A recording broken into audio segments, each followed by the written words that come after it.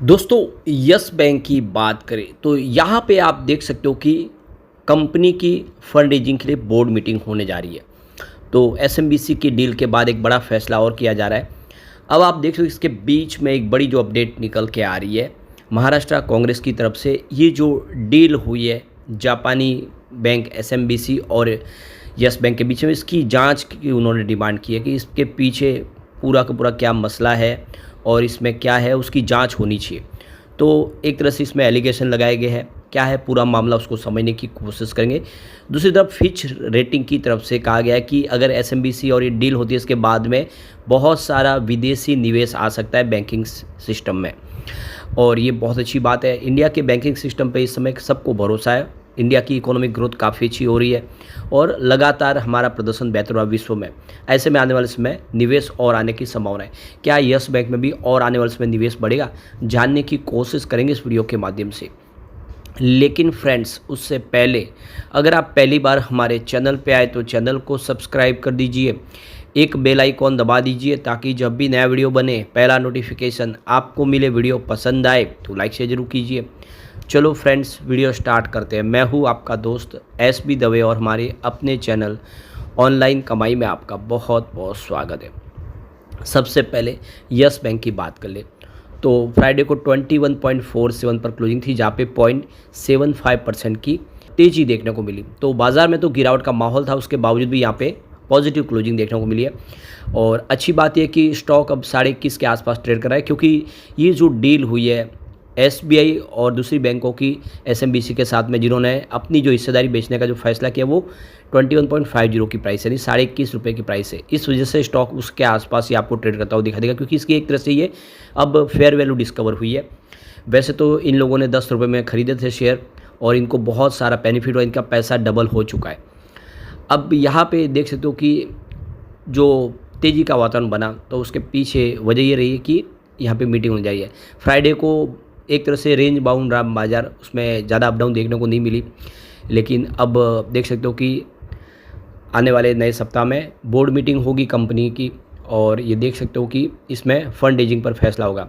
Yes bank ने कहा है कि इक्विटी डेट सिक्योरिटीज या एलिजिबल फाइनेंशियल इंस्ट्रूमेंट के जारी माध्यम से फंड रेजिंग के प्रस्ताव पर विचार के लिए अगले सप्ताह ये मीटिंग की गई जा रही है।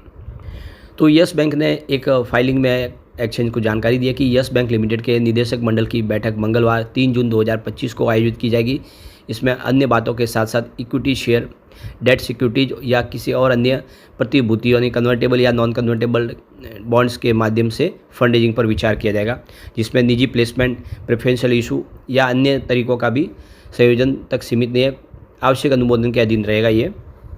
तो यस बैंक ने अपने इस फैसले के बाद जो ट्रेडिंग विंडो है उसको क्लोज कर दिया है 29 मई से, और ये बोर्ड मीटिंग होने के 2 दिन के बाद तक ये आप देख सकते यानी 5 जून तक ट्रेडिंग विंडो क्लोज रहेगी। जो कंपनी से संबंधित है, बैंक के एम्प्लॉयज़ है या उन सब के लिए ट्रेडिंग विंडो क्लोज ही रहेगी।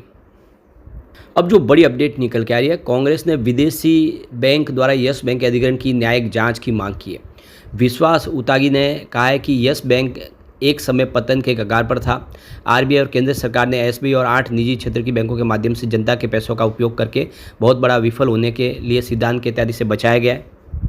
तो महाराष्ट्र कांग्रेस ने शुक्रवार को यस बैंक के संकट और जापान की सुमितोमो मित्सुमी बैंकिंग कॉर्पोरेशन द्वारा उसके अधिग्रहण की न्यायिक जांच की मांग की है, जिसमें हाल में ही 13,000 करोड़ का निवेश करके बैंक में 20% की हिस्सेदारी खरीदी है। तो कांग्रेस नेता विश्वास उतागी ने कहा है कि एसएमबीसी ने पहले ही यस बैंक में 20% हिस्सेदारी के लिए लगभग 13,000 करोड़ का निवेश किया है, और वह बहुमत नियंत्रण 51% जारी करने के लिए अतिरिक्त 30,000 करोड़ रुपये का निवेश करने की तैयारी कर रही है।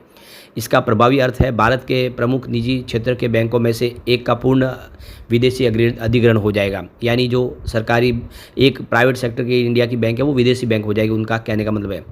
तो ये देख सकते हो कि पूरे लेन देन की अदालत द्वारा जाँच की जानी चाहिए और यस बैंक को किसी विदेशी बैंक के हाथों में जाने की अनुमति नहीं दी जानी चाहिए।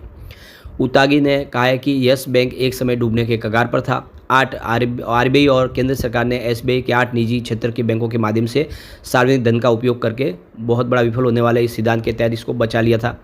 उन्होंने पूछा, अगर संकट सार्वजनिक निवेश की मांग करता है तो अब स्वामित्व विदेशी बैंक को क्यों सौंपा जा रहा है?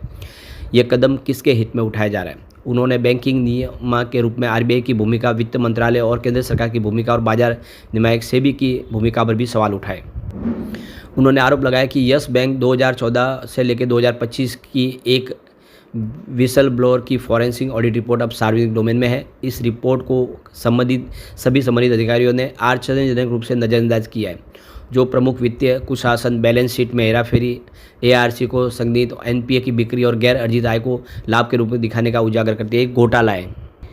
न्यायिक जांच के साथ साथ उतागी ने विल्सन ब्लोअर की फॉरेंसिक ऑडिट रिपोर्ट का पूर्ण खुलासा करने की मांग की है। कांग्रेस नेता ने कहा है कि इससे यह आशंका बढ़ रही है कि आईडीबीआई बैंक और पीएसयू बैंक जैसे अन्य भारतीय बैंक अगले लक्ष्य हो सकते हैं, खासकर तब जब बैंकिंग भारतीय अर्थव्यवस्था की रीढ़ की हड्डी है।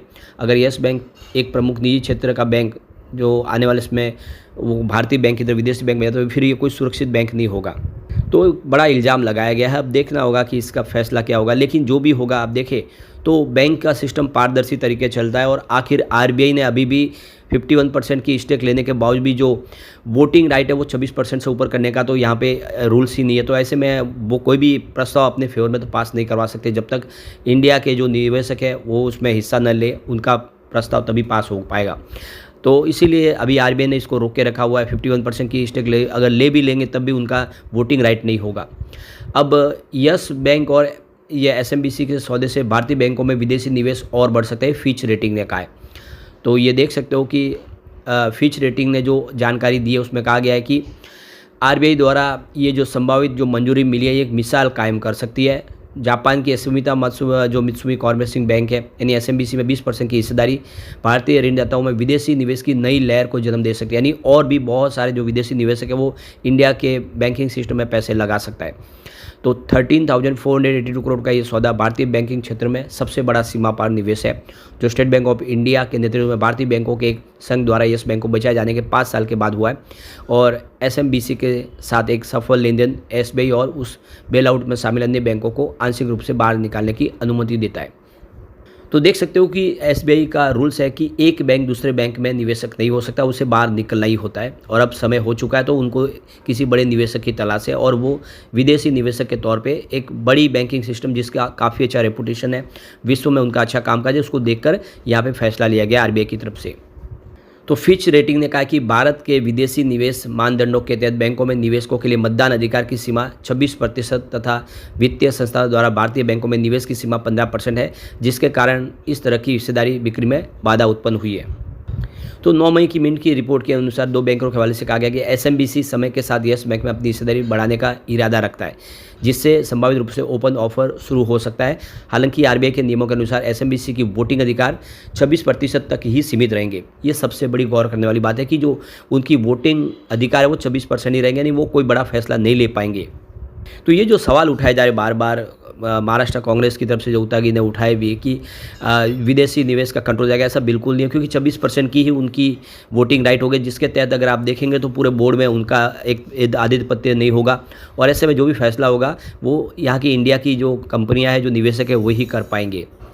फिच ने कहा कि हमारा अनुमान है कि भारत में अपनी उपस्थिति बढ़ाने के इच्छुक विदेशी बैंकों के लिए भारत के मध्यम आकार के बैंकों में निवेश के अवसर हो सकते हैं। हालांकि हमारा मानना है कि आरबीआई की प्राथमिकता मजबूत प्रदर्शन और प्रशासन वाले विदेशी बैंकों को भारत में विनियमितपूर्ण स्वामित्व वाली भारतीय सहायक कंपनियों के माध्यम से 26% अधिक हिस्सा लेने की हासिल करने की है। यानी आने वाले समय भी जांच परख के अच्छी बैंकों को यहाँ पे मौका दिया जाएगा, ऐसा नहीं कि कोई भी आके यहाँ पे निवेश कर दे। तो सब इस एक तरह से पारदर्शी तरीके से ही काम हो रहा है और इसीलिए इसमें ज़्यादा सवाल उठाने वाली बात नहीं है।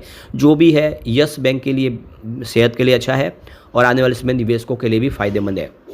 तो फिच के अनुसार विदेशी बैंकों के पास वर्तमान में भारत के कुल बैंकिंग परिसंपत्तियों का लगभग 6% हिस्सा है, लेकिन कुल ऋणों में उनकी हिस्सेदारी केवल 3% है, जो ऋण देने में उनकी सीमित भूमिका को दर्शाता है। इसके विपरीत भारत के शीर्ष 10 बैंक इस क्षेत्र के लगभग 77% ऋणों और जमाओं को नियंत्रित करते हैं। भारतीय बैंकों में विदेशी निवेशकों की दिलचस्पी बढ़ रही है, जो वित्त वर्ष 2027 की जीडीपी में 6% से अधिक होने की उम्मीदों के साथ साथ कम व्यापार जोखिम और नियामक सुधारों के साथ बैलेंस शीट में सुधार का एक कारण बन सकते हैं। फिच ने कहा कि हालांकि 31 मार्च 2025 को समाप्त तिमाही में एक मध्यम आकार के निजी बैंक में उल्लेखनीय लेखांकन विसंगतियों और प्रबंधन परिवर्तनों के कारण होने वाले महत्वपूर्ण नुकसान चल रही शासन और निरीक्षण चुनौतियों का संकेत देते हैं।